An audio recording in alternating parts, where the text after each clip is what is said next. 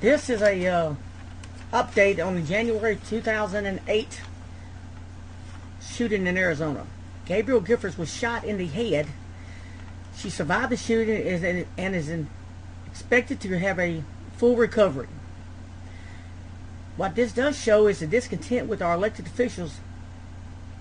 I believe America is now crossing a very dangerous threshold where we now feel our only resolve is to commit violent crimes against our politicians.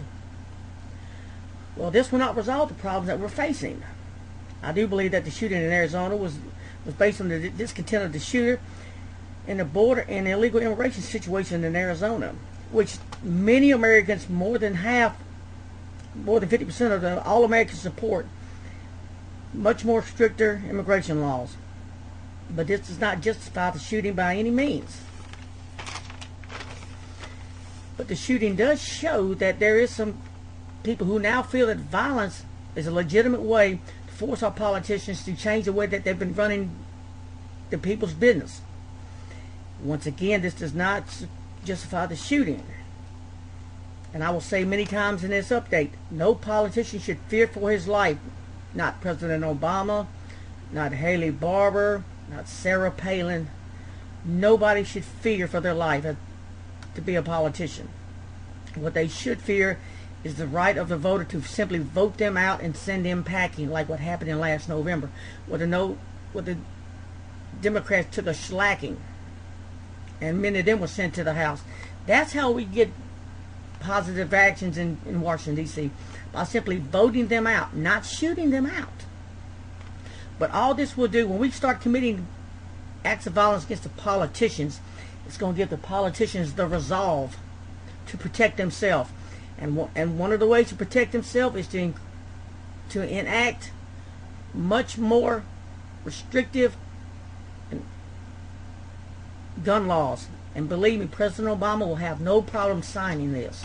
This is what he's wanting, to take the guns so that they'll have the bigger guns so they can force their will on us, the American people. Simply what they can do is they can simply have another assault ban and ban any weapon that appears to be an assault weapon or has a high capacity, or ban the high capacity clips, the magazines for the guns that hold over 10 rounds. We all know that a AR-15 is a civilian version of a M16. The M16 is an assault weapon.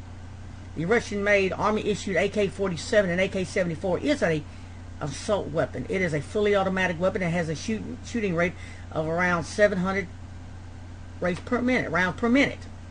An AR-15 will shoot as fast as you can pull the trigger. They can simply start banning concealed carry. They can start being more restrictive on who they allow to buy guns. One thing would be, if you support Ron Paul, if you don't believe that the Federal Reserve is just, if you believe that they're causing all the problems, if you don't support Obamacare, you can now be put on the list. If you go to a anti-government march, you can be put on the list, and when you go to purchase a weapon and the instant background check is run, they can deny you the weapon even without going to court, without having a right to even face your accuser. You can simply be denied. This is how the government is ruling around the government politicians without even voting. The TSA can even affect you. If you go to the airport and refuse to take a scanner, or be felt up and raped and molested by the TSA, you can now be put on a list, and this list can reflect your ability to purchase a weapon in the future. If you have a weapon, you may be all right, but they can definitely control the future purchase of weapons and what type of weapons you can buy. They can add hard taxes to them. They can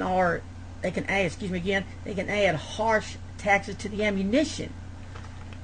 So they can restrict the laws without really even doing anything to you directly. They don't have to prosecute you, take you to court. They just say you was at a Ron Paul meeting, you was an anti-Obama health care meeting, you stood up at Terry Reid's, one of his little hometown discussions, and told him what you thought, and told him that you thought he was an idiot. Well, now you're on the list. and they can use that list to say that you're a danger. You could say that you don't believe that Obama's an American, because I believe he was born in Kenya. Whether that is true or not, and what you believe, if you don't support him, you can be put on a list. This is what we got to look at. We have to resist the desire to commit violent crimes against our officials. We can simply vote them out, not shoot them out. No, and once again, no politician should ever fear for his life. He or she should fear being voted out.